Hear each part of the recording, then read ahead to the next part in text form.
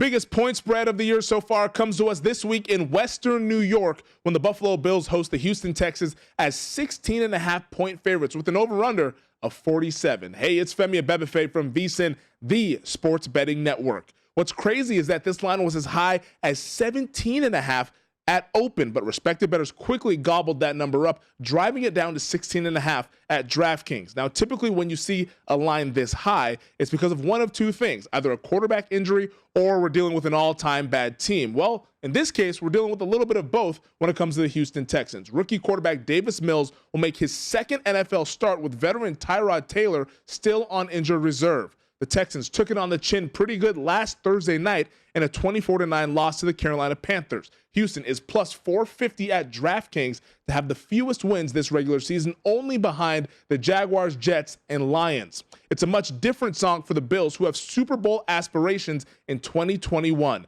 Buffalo is currently 7-1 to lift the Lombardi Trophy, and quarterback Josh Allen is coming off an impressive 5-touchdown game against Washington and is now 10-1 to win MVP. All the attention nationally is on the Bills' offense, but it might be their defense that has impressed the most this season. Buffalo has the second-ranked stop unit according to Football Outsiders DVOA.